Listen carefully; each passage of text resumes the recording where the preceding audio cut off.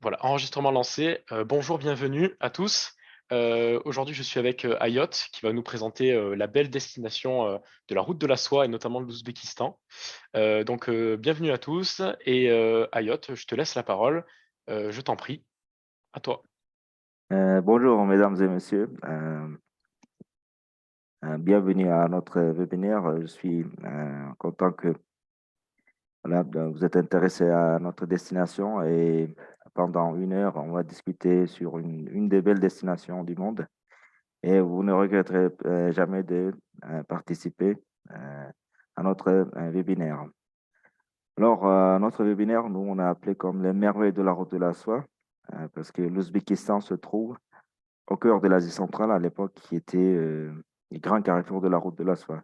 Donc, toutes les civilisations euh, qui avaient besoin, donc le commerce qui ont besoin d'échanges, qui passaient à l'époque par les caravanes sur ce chemin-là. Donc, c'est pour cela qu'il y a des villes, des belles villes de l'Ouzbékistan qui étaient euh, donc euh, qui étaient très réputées et très connues. Donc, aujourd'hui, on va parler de ces destinations. Donc, juste avant, je voudrais vous présenter un peu ce qu'on va voir, notre planning d'aujourd'hui. Donc, on va parler un peu sur Silk Road Explorer, c'est notre agence qui est basée à Tashkent. Après, un peu sur l'Ouzbékistan, on va parler un peu le climat de l'Ouzbékistan. Et bien sûr, les questions intéressantes qu'on va toucher avec vous, quand partir et les incontournables de l'Ouzbékistan. Et surtout, on s'arrête un peu plus sur Samarkand parce que c'est quand même première destination de l'Ouzbékistan, c'est la ville Samarkand, c'est la carte de visite de l'Ouzbékistan. On va parler un peu, non seulement les incontournables, mais aussi un peu hors des sentiers battus, parce qu'il y a pas mal des agences qui proposent des circuits sur mesure, et puis donc ça peut les intéresser. Et notamment, on va faire une présentation d'une expédition à la mer d'Aral, qui est aussi intéressant et euh, qui est une expédition rare quand même, qui parle un peu d'une mer qui est en train de disparaître. Après, on va vous donner quelques informations pour mieux vendre notre destination, qui peuvent intéresser les touristes. Et donc voilà, comment on peut intéresser les touristes, un peu les clients. Après, donc on va parler sur les vols, le transport, hôtel, et voilà. On va comme ça finir notre webinaire d'aujourd'hui. Bon, pendant le webinaire, si vous avez des questions, vous pouvez écrire sur le barre de message et là, Damien va m'aider. Il va lire les questions comme ça. On va donc utiliser une méthode plutôt interactive pour que ce soit pas monotone. OK, bon, c'est parti. Silk Road Explorer, c'est une agence basée à Tashkent, fondée en 2017 par une équipe des amis, les guides francophones s'est réunis. Donc, on est 3 guides francophones, on s'est réunis pour créer une agence, Silk Road Explorer. Donc, on est une agence 100% francophone et on est basé plutôt, spécialisé plutôt pour le marché francophone. Donc, on travaille avec les Français, avec les Belges et avec des Suisses. Pour l'instant, nous avons seulement, on est spécialisé pour ce marché. Voilà. Nous, on organise donc beaucoup de voyages non seulement classiques, mais aussi un peu tous les types de voyages dont nous organisons. Et Ouzbékistan, c'est donc la première destination que nous proposons, mais nous proposons aussi des pays autour, comme Tadjikistan, comme Kirghizistan, comme Turkménistan et Kazakhstan. Ça, c'est donc notre équipe. Vous avez ici euh, mes collègues du gauche à droite. Vous avez Hassan.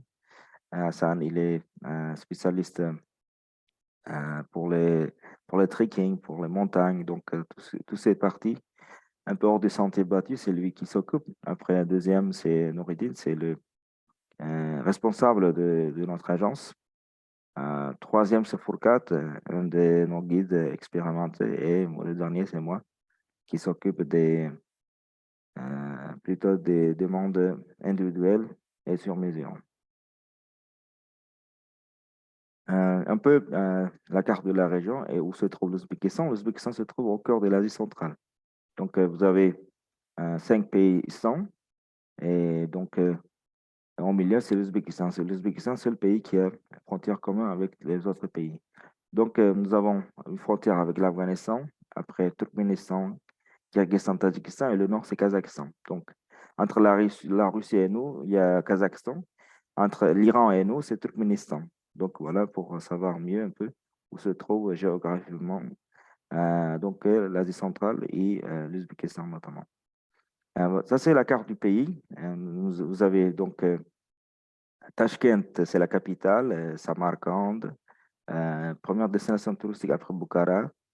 Et donc, vous avez la ville Khiva, qui se trouve plus à l'ouest du pays. Voilà, ce sont les trois villes essentielles de l'Ouzbékistan. Donc, le climat en Ouzbékistan, c'est important parce que pour organiser des circuits, il faut savoir le climat. Nous avons le climat continental à haut contraste.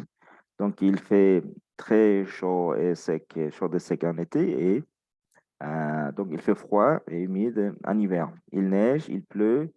On peut dire 4 saisons, c'est bien classé chez nous. Nous avons printemps, nous avons l'automne et donc voilà. L'hiver, il neige, il fait froid. Là, sur ce schéma, vous pouvez voir température et précipitation aussi présentées. Donc, température minimum et maximum par mois, c'est présenté.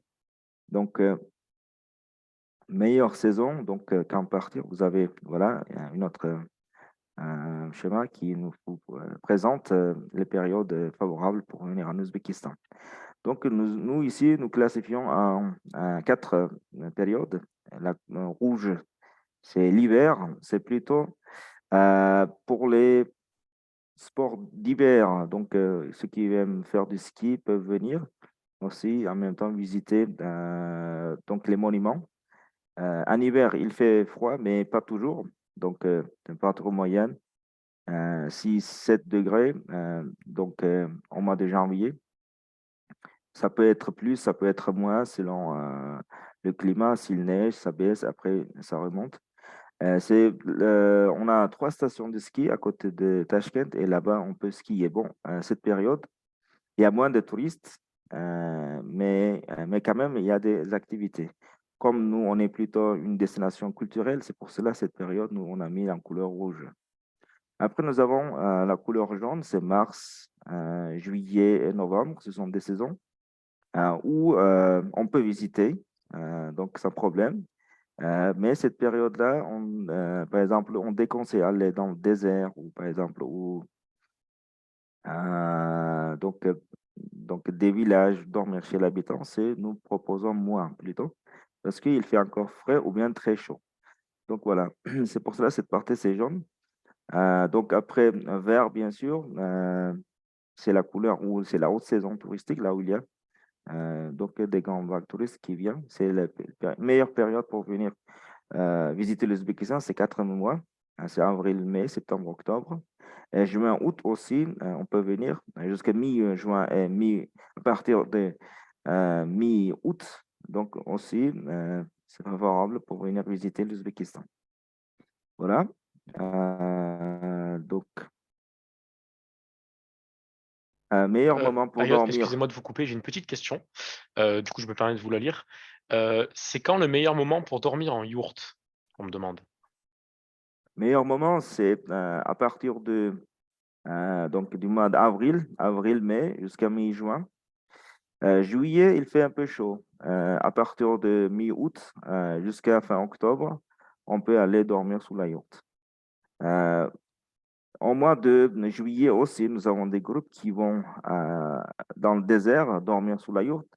Ça aussi, nous organisons, mais très peu. Mais nous avons une autre façon d'organiser. Donc, plus tard, quand on parlera de cette partie, je vous expliquerai comment on arrange pour cette période-là. Mais novembre et mars, c'est un peu tôt, il fait un peu frais, hein. Donc voilà, vous avez ici un peu comme la destination est la route de la soie. On voudrait vous présenter un peu la route de la soie qui commence de la Chine et traversait donc l'Asie centrale, qui était sur le nœud de cette route de la soie, à Samarcande, Bukhara notamment, et après ça passait l'Iran, après jusqu'à l'Europe. Donc c'est pour cela que ces régions-là, qui étaient très réputées comme Samarcande, Bukhara, on en parle beaucoup. Et pourtant les monuments aussi, il y a pas mal de monuments liés avec la route de la soie. C'est pour cela notre destination réputée sur cette, on peut dire prénom, on peut dire. Donc nous avons euh, les incontournables de l'Ouzbékistan. Nous avons euh, 5 villes donc plus touristiques. Parmi ces trois qui sont vraiment très très réputées, c'est la ville Kiva. Donc la photo à nous, c'est la ville Kiva. Une ville, on en parlera tout à l'heure. Et après c'est Bukhara, après c'est Samarkand, deuxième. Et troisième, c'est Samarkand. Et en bas, nous avons Tashkent est présenté. Alors, les villes touristiques, plus touristiques, c'est Kiva, Bukhara et Samarkand. Ces trois villes. Donc, on a discuté. Mais total, on a pas mal de monuments, 7000, plus de 7000 monuments donc, architecturaux se trouvent sur le territoire de l'Ouzbékistan, ce qu'ils ont connu vraiment. Et nous avons 4 villes classées comme patrimoine mondial de l'UNESCO. C'est Samarkand, c'est Bukhara, c'est Sabz et Kiva. Donc, on commence par Tashkent, la capitale. Nous avons donc pour Tashkent, nous proposons rester 3 jours ou 2 nuits parce que les vols commencent donc descendent beaucoup à Tashkent, la capitale. Après, donc quand même, c'est bien de comparer un peu une ville grande parce que Tashkent c'est une grande ville. Comparer ville historique avec les grandes métropoles du pays, c'est assez donc intéressant. Il y a aussi hum, donc euh, métro de Tashkent qui est réputé à part des monuments, ce qui est pas mal. Donc il faut, nous conseillons absolument visiter le métro. Il y a des belles stations euh, qu'on peut visiter. Bon voilà. Donc pour Tashkent, 3 jours ou 2 nuits, ce que nous proposons. Après, Chakri-Sabz, la ville Chakri-Sabz, donc c'est 80 km du sud de Samarkand, au sud de Samarkand. Nous organisons très souvent par là une journée d'excursion depuis Samarkand, aller-venir. On passe par le col et on visite. Il y a des monuments de l'époque timouride, donc ça veut dire 14e, 15e siècle, qui sont pas mal conservés, surtout les ruines des monuments de l'époque timouride. Même si ces ruines, c'est monumental, c'est majestueux, ça peut surprendre les visiteurs. Et ces monuments sont classés au patrimoine mondial de l'UNESCO. Ça fait la liste dans la liste du patrimoine mondial de l'UNESCO. La ville Bukhara. La ville Bukhara, c'est la ville assez connue sous le nom comme Bukhara noble, une des villes nobles. Bukharoï Sharif, on dit en ouzbek. Une ville aussi connue en Europe. Très souvent, on parle des tapis de Bukhara. Avec ces tapis, Bukhara était très réputé en Europe. Pour Bukhara, donc, période, donc même en hiver peut venir, comme ça c'est une ville, donc ça empêche pas de venir en hiver. Mais plus, comme j'ai dit, donc les périodes favorables, on a déjà parlé de cette période-là. C'est la meilleure période pour venir visiter.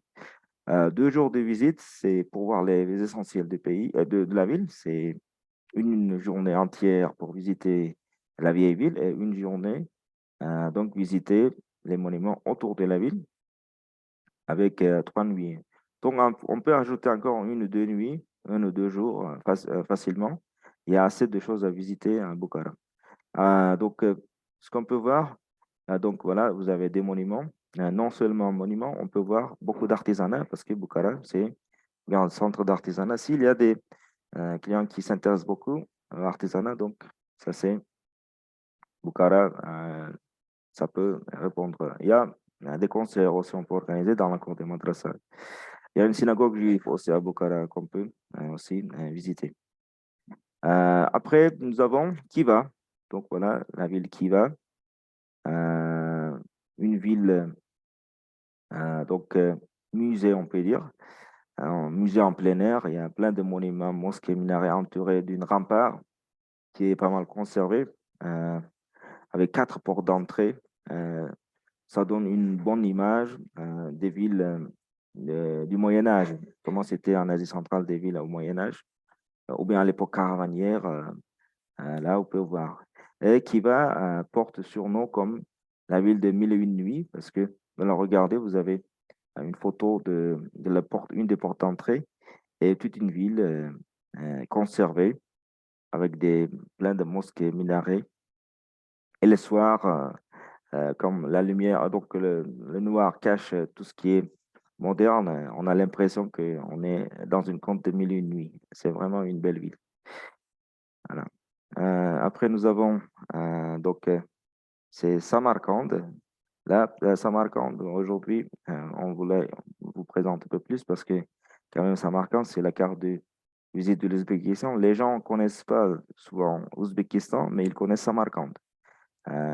Même déjà dans les contes de Mille et une nuits, dans les histoires, donc on parle de Samarcande, une ville légendaire. Ça fait rêver Samarcande, c'est pour cela. Donc, ça, c'est la première destination touristique de l'Ouzbékistan, c'est Samarcande. À Samarcande, on peut passer 3 nuits, 3 nuits, 3 jours ou 4 jours aussi, on peut passer. Euh, donc, ce qu'on peut voir à Samarcande, ça c'est euh, des beaux monuments, richement décorés, bien sûr. Des beaux spectacles, on peut voir, on peut organiser. Un beau musée avec peinture murale de 8e siècle. Ça, c'est donc ce qui peut intéresser, donc tout ce qui, donc les gens qui intéressent quoi qu'il soit, ils peuvent le trouver à Samarcande. Donc archéologie, l'architecture, culture, tout, on peut trouver à Samarcande. Voilà, vous avez encore quelques photos que je voudrais vous partager. Vous avez à gauche, donc en haut à gauche, vous avez le monument tombeau de Tamerlan, décoré doré. Vraiment, l'intérieur du monument, c'est doré. Ça, c'est surprenant, c'est époustouflant quand on vient, quand on rentre. Chaque fois, je voyage avec des groupes, quand j'y entre, chaque fois, j'ai l'impression, toujours comme je le vois pour la première fois. Autrement, donc, autre chose, c'est gauche en bas, vous pouvez voir vestige d'un observatoire du 15e siècle. Donc, il y avait cet instrument qui servait à mesurer les coordonnées des étoiles, détecter les coordonnées des étoiles. Avec une telle exactitude, avec la science moderne, donc, quand on a comparé, il y a seulement quelques secondes d'erreur pour les coordonnées de certaines planètes. Ça aussi peut intéresser des touristes, des clients. Et il y a beaucoup d'artisanat aussi à Samarkand.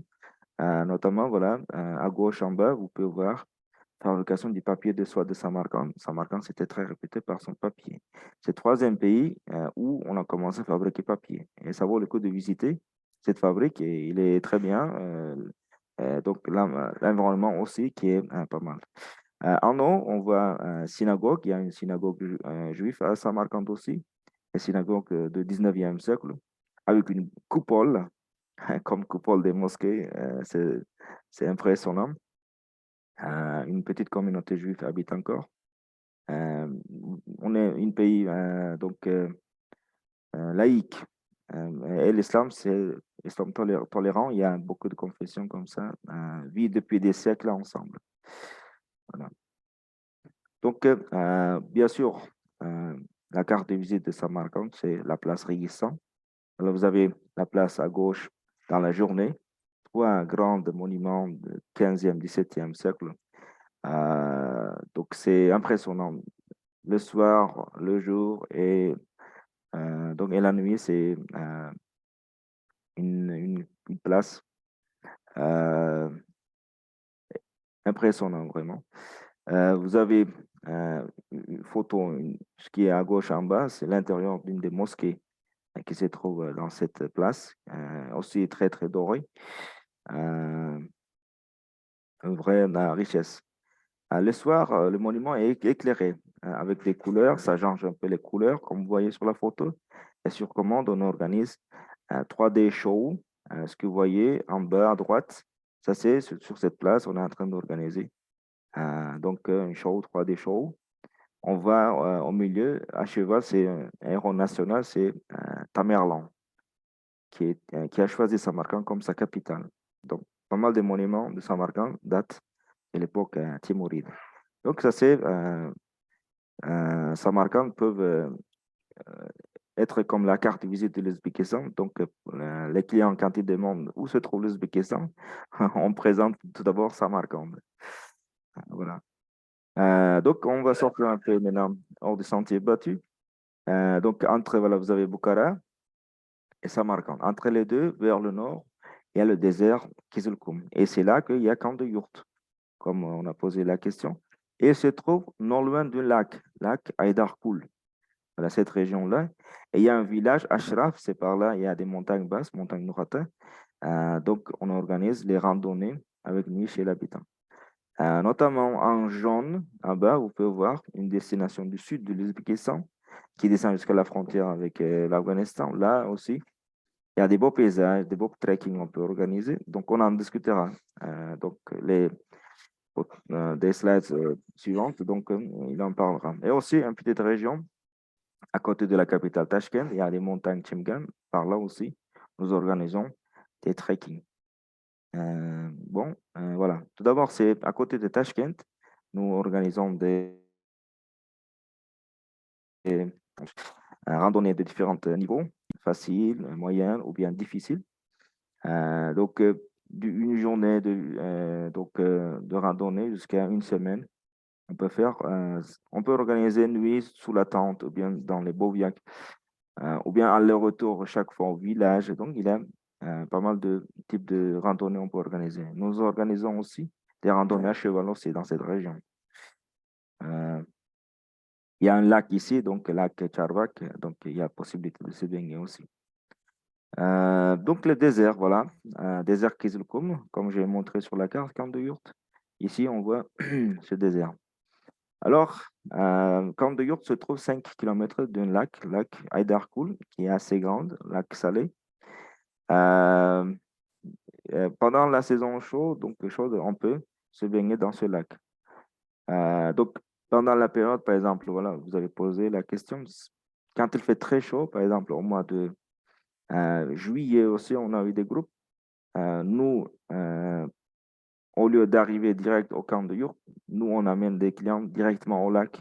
Et quand il fait chaud, ils peuvent profiter de la fraîcheur, ils peuvent descendre dans l'eau, se baigner. L'eau, elle est, donc à bord, c'est même tiède à cette époque-là. Mais ben, vous avancez plus, l'eau, elle est vraiment agréable.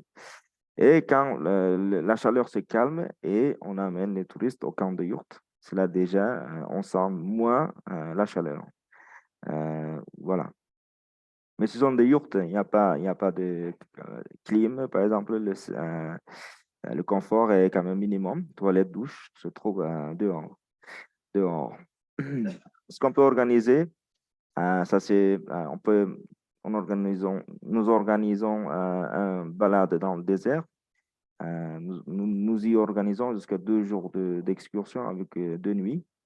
Rencontrer les bergers, aller voir donc la famille d'un berger, donc randonnée à chameau. Donc, il y a pas mal d'activités aussi on peut organiser dans ce désert. Et le soir, autour du feu, nous organisons un petit concert en solo. Des chanteurs kazakhs Karakalpak, qui est aussi très apprécié par des touristes. Excusez-moi, j'ai une question, moi. Oui, Pour les familles qui souhaitent venir avec des enfants, c'est possible de faire le désert ou pas? bah oui, oui, bien sûr. Donc la Euh, difficulté, il n'y a pas trop de difficultés pour tout ce qui est randonnée. Enfin, c'est euh, faisable. Alors là, donc si c'est une famille, donc ils peuvent se déplacer en voiture, donc pas forcément faire d'une randonnée. C'est randonnée, nous proposons ce qu'ils veulent. Donc même la voiture va jusqu'auprès de l'eau et il arrive jusqu'au camp de yurt, jusqu'au yurt, donc pas besoin de marcher par exemple. Et yurt, par exemple, pour les yurts, si ça c'est un groupe, par exemple, un participant de groupe, c'est quatre personnes, on loge dans la même yourte. Si ça c'est deux groupes différents, on ne mélange pas les groupes. Si ça c'est une famille, par exemple, une famille loge dans la yourte. Deux personnes sont venues, une couple, par exemple, loge, on réserve une seule yourte pour les deux. Voilà, c'est comme ça on organise. Euh, non, il y a beaucoup de familles demandent donc cette partie. Parce que pour les enfants, c'est intéressant, dormir sous la yourte, voir chameau, se balader à dos des chameaux. Et voilà, et aussi Puis se j'imagine baigner. qu'il y a aussi pas de pollution lumineuse, donc le soir on peut voir les étoiles. Oui, les soirs, c'est Ouais. surtout ce coucher du soleil là-bas, c'est très beau coucher du soleil.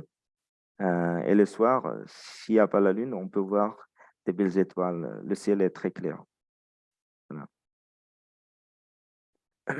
Ça, c'est donc la région, plutôt les montagnes non loin de ce lac, non loin de ce camp de yourte, 2 heures en voiture. Là, on peut organiser donc un peu immersion, dormir chez l'habitant, ou bien dormir dans une guest house, où il y a quand même un petit confort, des lits, toilettes, douches quand même européennes dehors. Participer aux activités donc, familiales de la maison, participation à la préparation d'un plat traditionnel, par exemple, comme vous voyez sur la photo, ou bien préparation du pain des galettes ouzbèques. Qui est aussi une activité intéressante que nous proposons pour nos clients. Il y a aussi également des randonnées aussi, on organise d'une village à l'autre parce qu'il y a plusieurs villages. Et puis, les clients traversent les crêtes d'un village à l'autre et les voitures avec des bagages, ils les suivent par la route, qui est aussi intéressant. Nous organisons jusqu'à 5 jours, 4 ou 5 nuits là-bas. Qui est pas mal. Donc là, c'est vers le sud maintenant, sud de Samarcande jusqu'à la frontière avec l'Afghanistan.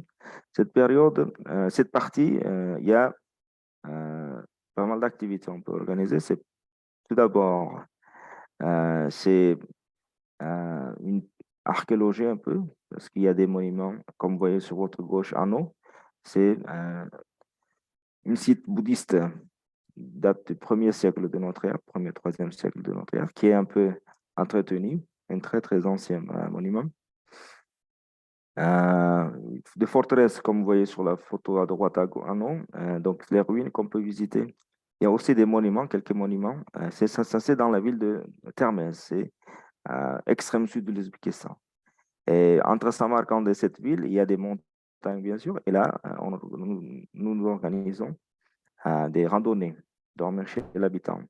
Il y a des beaux chutes d'eau, les cascades d'eau, les passages, comme vous voyez sur la photo à gauche, en bas, assez étroites, et les canyons, des beaux canyons, des belles photos à faire.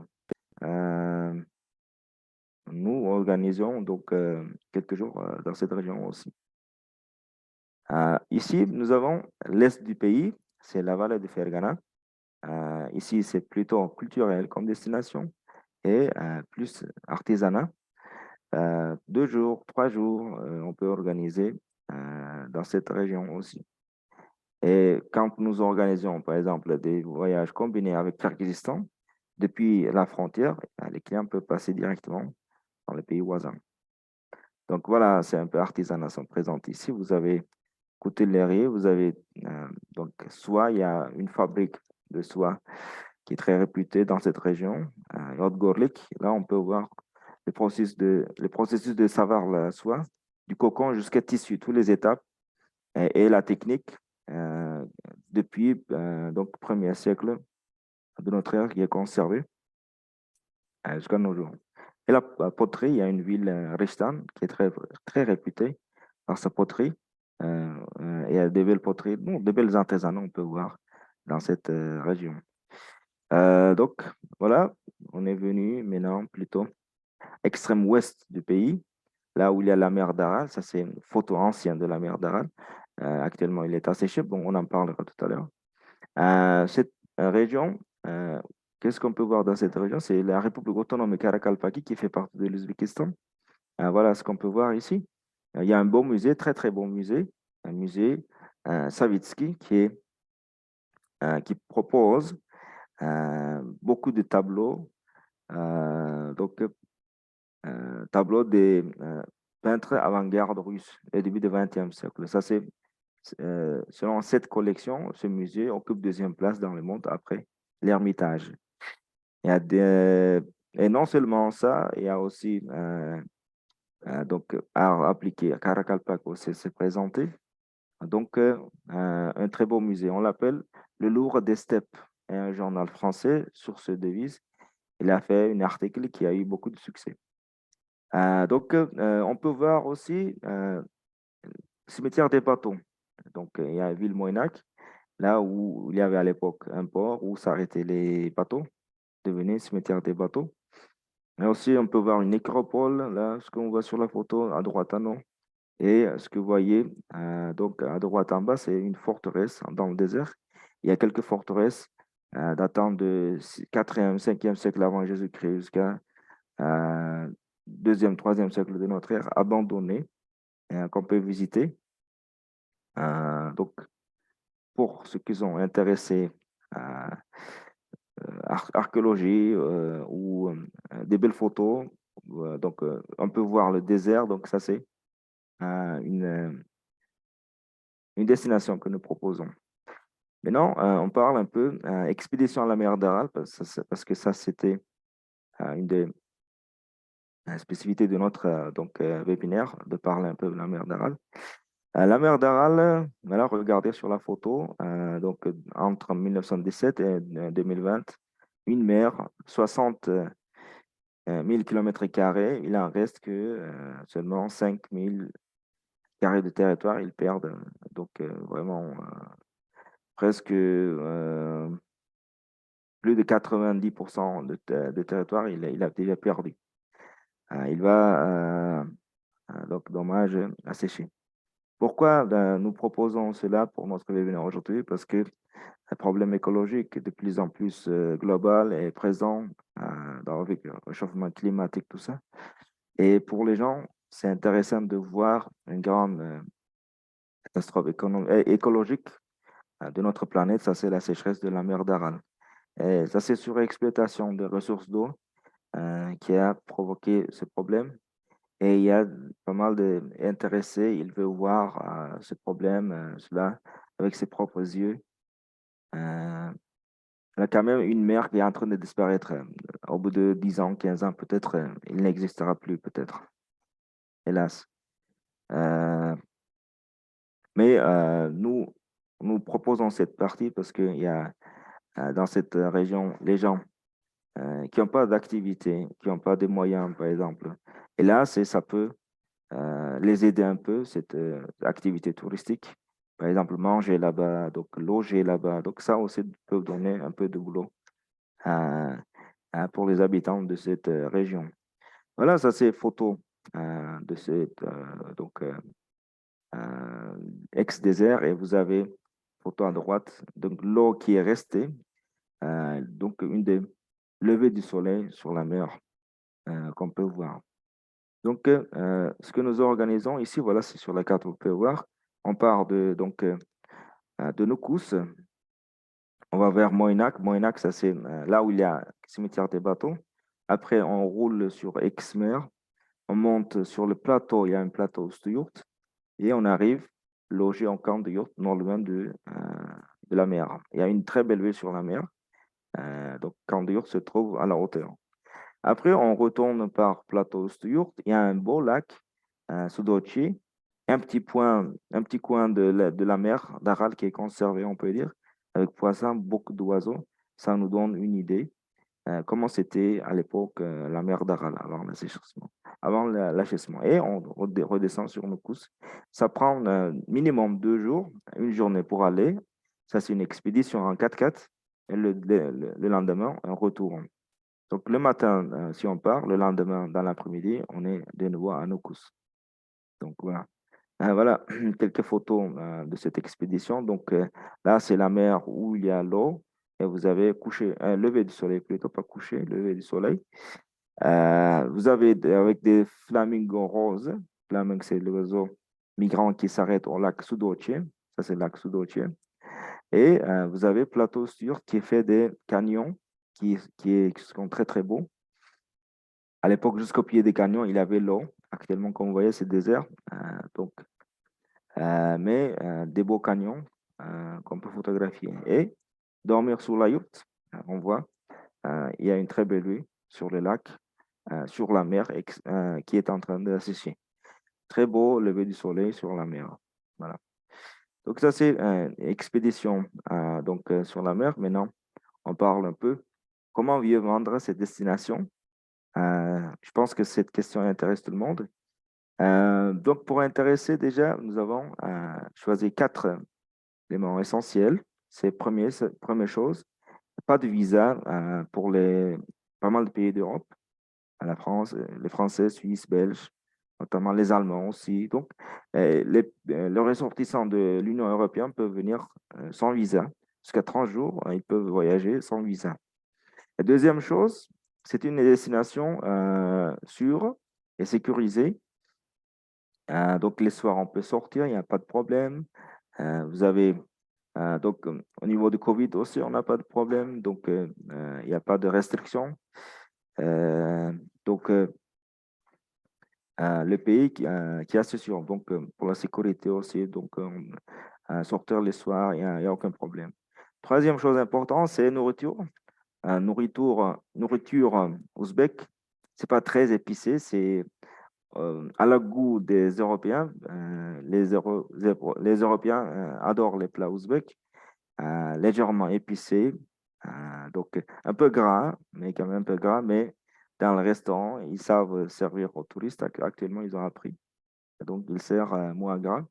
On mange très bien dans ce pays. Donc, pour cette question-là, il y a pas de problème. Et quatrième, l'Ouzbékistan, la population, c'est majorité musulmane. Donc, musulmans, plus de 90%. Mais ce sont l'islam tolérant. Donc, c'est pas comme en Iran, par exemple, tout le monde est obligé de porter foulard ou autre. Vous pouvez venir s'habiller comme chez vous, mais juste les touristes, quand ils veulent visiter une mosquée ou bien madrasa ou une lieu sainte, il faut se couvrir, les femmes, et les genoux, il faut cacher. Après la sortie de la mosquée, de nouveau, ils peuvent enlever sans problème. On est un pays laïque, donc sans problème. Bon, alors qu'est-ce qu'on peut présenter pour mieux vendre cette destination? Ça, vous pouvez proposer, par exemple, des beaux paysages, des montagnes, et par exemple, voilà sur la photo, un très bel coucher du soleil dans le désert, par exemple. Et il y a une autre photo, c'est au camp de Yurt, un petit concert autour du feu. Autour du feu. Et ça se présente voilà ici. Et bien sûr, les monuments qui sont en bon état, en plus bien entretenus. Les soirs, par exemple, on peut aller voir illuminer ça aussi. Les photos des monuments comme ça, éclairés les soirs, ça aussi peut attirer et aider mieux vendre cette destination. Donc, un autre aspect, c'est la population accueillante. Les Ouzbeks sont très accueillantes, très ouverts. Donc, pendant des visites, les jeunes, ou bien les Ouzbeks, les touristes ouzbeks, peuvent venir se faire photo avec vous, selfie, Donc ça, c'est très fréquent. Des fois, ils demandent, des fois, sans demander, ils font des photos. Donc ça, sont très accueillants. Donc ils s'intéressent bien, vous posent la question d'où vous venez. Donc dans la rue, par exemple, si ça c'est dans le village, donc s'ils voient les étrangers, ils peuvent inviter chez lui de servir un petit thé. Donc, servir ce qu'il a, ça c'est l'hospitalité ouzbek. C'est pas rare, donc ça arrive très souvent. Si ça, s'il y a un mariage ou autre fête, donc vous passez devant la porte, donc hop, vous êtes invité, vous pouvez rentrer. Ça aussi, très fréquent en Ouzbékistan. Donc, ça aussi peut attirer donc, les touristes. Maintenant, comment venir en Ouzbékistan? Vous avez deux meilleures solutions pour venir depuis l'Europe. C'est tout d'abord compagnie nationale Uzbekistan Airways, qui a des vols directs depuis Paris jusqu'à Tashkent. Paris, donc, si ça c'est de l'Allemagne aussi, de Berlin, il y a des vols Francfort, il y a des vols directs. Donc, à Madrid, il y a aussi Milan, il y a des vols directs hebdomadaires. Il y a donc c'est aussi une bonne solution. Et bien sûr, Turkish Airlines, ça c'est, on peut dire, c'est la meilleure solution parce que ils font non seulement Tashkent, ils font des autres villes. Uzbekistan Airways, c'est plutôt Tashkent, la capitale. Turkish Airlines, donc Samarkand, Bukhara, donc Urgenç, c'est à côté de Kiva. Donc pour trois villes touristiques, donc il y a donc vol de Turkish qui lie Istanbul avec ces villes. Donc il facilite d'organisation d'un circuit. Voilà. Donc, il y a tous les sens. On peut faire venir, par exemple, de l'ouest du pays et repartir de Tashkent, ou bien venir de Tashkent, repartir de Tashkent. Très souvent, nous proposons à nos clients donc choisir leur vol selon leur temps et aussi selon leur budget. Et après, nous, on adapte le programme à leur vol. Voilà. D'autres transports, ce sont les trains. Ouzbékistan, comme il n'y a pas accès à la mer ouverte, donc chemin de fer, ça c'est le transport essentiel pour se déplacer dans le pays. Nous avons plusieurs catégories de trains. Et sur la photo, ce que vous voyez, ça c'est Afrosiob, c'est un train rapide, TGV, qui lie actuellement Tashkent, Bukhara et Samarkand. Et à partir de l'année prochaine, il va jusqu'à Kiva. Donc, l'autre train, ce que vous voyez à gauche, c'est le train normal. Il y a train donc compartiment, il y a euh, train compartiment nous avons et il y a train de siège. Il y a plusieurs trains selon demande des clients. On peut mettre le train sans problème.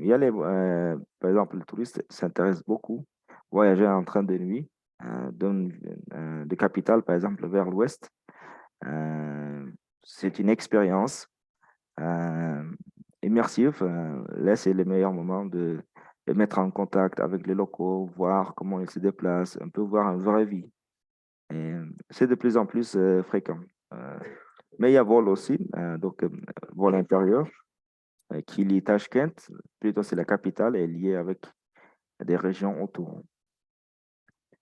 Euh, Transport terrestre encore, ça c'est nos transports. Nous avons tous les types de transports. Sédan ou bien SUV, on peut proposer un minibus ou bien bus selon le nombre de groupes, selon demande des clients, selon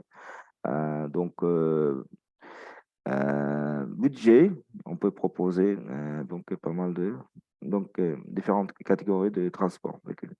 Nos transports sont climatisés, tous sont climatisés. Donc confortables, les chauffeurs sont expérimentés. Bien sûr, ils ne parlent pas la langue, mais ils conduisent bien, les chauffeurs. L'hôtel. Donc les hôtels, chez nous, de plus en plus développer l'hôtellerie parce que avant, c'était pas très développé, surtout trouver les hôtels de haute gamme, par exemple, était un peu difficile. Tashkent, c'était ça va, mais pour les autres régions, on avait du mal. Mais là, ça vient. Maintenant, nous avons les hôtels 4 étoiles, même 5 étoiles commencent à apparaître. Euh, à Tashkent, il y a les hôtels 5 étoiles. À Samarkand, à Bukhara, il y a des hôtels 4 étoiles. Euh, mais qui va, pour l'instant, il n'y a pas des hôtels 4 étoiles pour l'instant. Nous avons catégorie d'hôtels, hôtel de charme. Nous, ce que nous proposons d'habitude, c'est l'hôtel de charme parce que euh, c'est c'est très ouzbek, tout d'abord. Il y a, par exemple, une ancienne madrasa devenue hôtel, par exemple. Autre, ça c'est décor au style traditionnel avec des peintures traditionnelles. La cour intérieure ou bien décoration typique. Ça, toujours intéressant. C'est un peu différent que ce que vous voyez les hôtels chez vous. Voilà. Euh, et si ça c'est un petit budget, nous proposons des hôtels plutôt familiales ou bien guest house, B&B, qui sont aussi pas mal. Les chambres que nous proposons, c'est toujours avec toilette, douche dedans et toujours climatisé. Voilà. La cuisine ouzbek, comme on a déjà parlé, qui est appréciée parce qu'il n'y a pas beaucoup de piment. C'est pas pimenté du tout. Et pour manger, nous proposons des restaurants, des grands restaurants, donc restaurants famille et chez l'habitant aussi, en organisant les repas, selon demande des clients. Ou bien, c'est très souvent, on mélange un peu et il y a un peu de tout, comme ça, les clients peuvent manger et dans les grands restaurants, et dans les familles, et euh, dans les endroits un peu chics aussi. Donc, nos contacts, voilà, vous avez le contact de mon contact et mes collègues. Nouridine, responsable de l'agence, et il est chargé plutôt, responsable des groupes, des grands groupes organisés. Moi, c'est plutôt donc spécialiste pour les circuits sur mesure, des petits groupes, donc demande individuelle. Et Hassan, il fait aussi un circuit sur mesure, et c'est plutôt, il est spécialisé pour les randonnées, pour les circuits hors du sentier battu et immersion, c'est plutôt Hassan s'occupe. Voilà, nous trois, nos coordonnées, on est prêt si vous avez des demandes des clients. On peut vous organiser des circuits. Bon, là, si vous avez des questions, s'il vous plaît, voilà, merci pour vos attentions. Bon. Merci Ayot pour votre présentation. Moi j'aurais une question. Au niveau de vos contacts, on est d'accord que tout le monde parle français? Oui, Ou... Donc même tous les trois, Hassan parle le français aussi? oui, tout le monde parle français, Ok. sans problème. Et donc Hassan, c'est le spécialiste des circuits randonnée, mais est-ce qu'aussi il accompagne les groupes ou alors vous avez d'autres guides pour cela? Nous, moi et Hassan, nous, on accompagne aussi les groupes, nous deux. Euh, et nous avons d'autres guides aussi, bien sûr. Sur la photo, première photo, il y avait un de nos guides qui était avec nous. Nous avons encore deux autres guides qui travaillent pour nous. Après, chez nous, il y a beaucoup de guides indépendants, francophones, qui parlent assez bien français, expérimentés. Ils ont des certificats de l'Uzbek Tourisme, ils ont certifié, des guides certifiés, avec qui nous avons le contrat et qui travaillent pour nous. Voilà. D'accord, donc pas de problème vraiment pour n'importe quelle sortie, en fait, vous avez des guides qui parlent français tout le temps. Ouais, il y a pas de problème. Les, Très souvent, les clients aussi surpris de voir les gens qui parlent assez bien français. Non, je ne veux pas vanter nos guides, mais dans les rues aussi, les marchands parlent très bien français, qui vendent leurs petits objets à Bukhara, à Samarkand. Ils commencent à faire en français leur publicité. Euh, les Ouzbeks sont doués pour les langues. Donc, là, il y a pas de problème. D'accord. Et tout à l'heure, vous avez mentionné, il me semble, c'était au début de votre présentation, pour aller chez des populations locales. Est-ce que vous pouvez nous réexpliquer un petit peu, je sais plus quel lieu c'était, mais vous aviez dit qu'on pouvait se rendre dans un village et dormir chez l'habitant, vous avez dit tout à l'heure. Oui, il y a, euh, on va retourner un peu. C'est des sentiers battus, on a parlé. Il y a Ouais, c'était ça. donc, euh, voilà, ici. Donc, ça, c'est la région, plutôt, voilà, encore, voilà, ici. Donc là, c'est ce qui est la ligne rouge. Vous avez le lac, Camp de Yourte, et il y a un village, Ashraf. Cette région-là, euh, on organise un voyage soit immersif, soit des circuits randonnés un peu. Donc, on se déplace d'un village à l'autre. On peut traverser les crêtes, les montagnes, marcher et dormir chez l'habitant. Ou bien, c'est la voiture. Avec la voiture, on peut y aller. Et c'est là, donc avec les contacts, donc on peut être en contact avec la population locale, immersion. Donc, on peut vous loger direct chez l'habitant. C'est pas maison d'hôte, mais chez l'habitant. Le confort, c'est comme dans la maison. Donc, aussi, on peut organiser ça si ça vous intéresse. Euh, donc, mais la famille qui parle pas beaucoup de langues, mais les gens, euh, ils ont une vraie expérience de s'exprimer avec quelques mots ouzbeks qu'ils ont appris. Ils essayent de pratiquer ça. C'est cette région-là aussi, on peut organiser. Et il y a aussi, donc, tout d'abord, sur la carte, je vais vous montrer. Voilà. Ce qui est jaune, voilà, dans cette partie jaune, voilà, vous avez la ville Boysun, euh, Denao, dans cette région-là aussi. Nous organisons. Donc, voilà, c'est un peu les photos de cette région. Voilà, attendez. Et donc là-bas aussi, vous pouvez organiser ce genre Oui, d'hébergement. voilà, c'est ça. D'accord. Là-bas aussi, on peut organiser, voilà, ici. Donc, vous avez la photo qui est en bas, les deux photos. Donc là, c'est la région où nous organisons aussi dormir chez l'habitant. Donc, euh, voir le paysage, marcher, les activités ensemble donc avec les locaux. Dans cette région aussi, on peut organiser.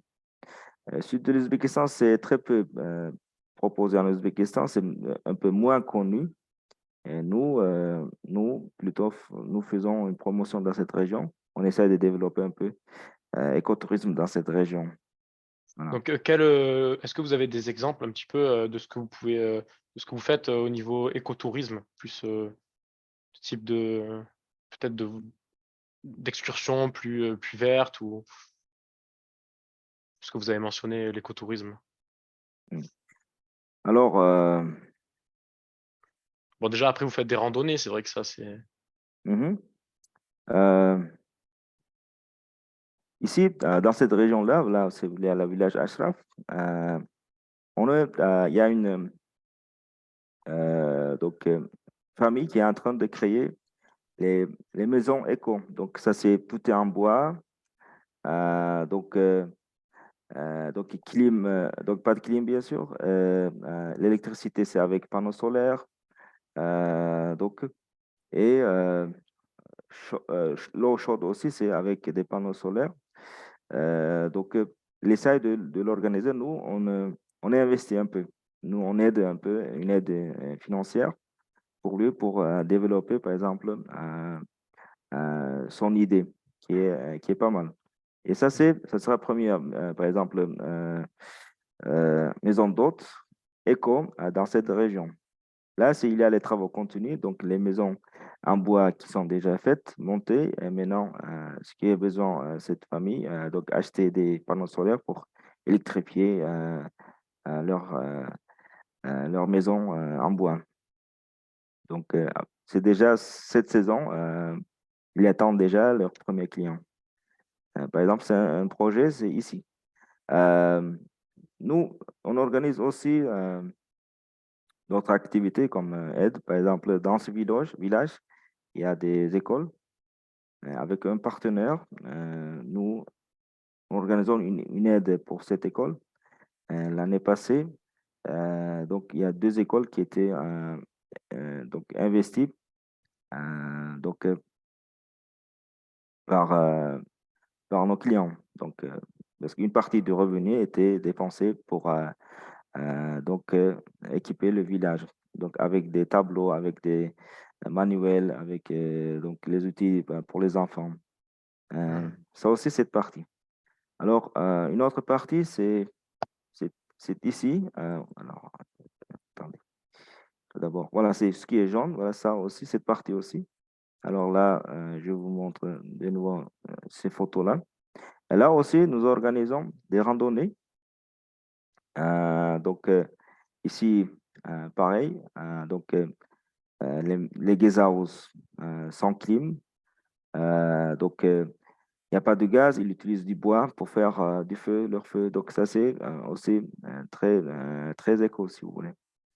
Et Mhm. aussi, dans la région de Tashkent aussi, nous organisons, voilà, ici, nous organisons les randonnées donc, dans la nature. Donc là aussi, euh, donc, on essaie d'être, donc, comme on dit, dirais-je, propre, hein. Donc, pas polluer la nature, faire attention. Donc, les clients sont, tout d'abord, on explique les choses, comment donc, se comporter, parce que c'est une parc national. Il faut préserver la nature comme il est, il ne faut pas polluer. Donc, pas brûler, pas faire du feu, à part à préparer et tu fais le feu. Donc, il y a donc plein de instructions que nos guides de montagne font avant de commencer le randonnée. Voilà. Super, super, super. Plein de bons éléments. Vous pouvez répondre à plein de demandes. J'imagine que vous faites aussi, parce que vous avez parlé de la nourriture ouzbek, donc même pour les voyageurs qui seraient plus intéressés aussi de découvrir l'offre culinaire de l'Ouzbékistan, il doit y avoir aussi, j'imagine, des adresses. Donc c'est intéressant. Vous êtes très, comment dire, vous prenez un peu tous les aspects de la destination, donc moi je trouve ça très intéressant. Et bon, malheureusement, on arrive un peu à terme du temps, mais est-ce que vous pouvez revenir peut-être sur la page contact, comme ça au moins pour les personnes qui suivront le replay, si elles ont des questions ou comme ça elles pourront vous recontacter. Mhm, bien sûr, comme vous avez nos contacts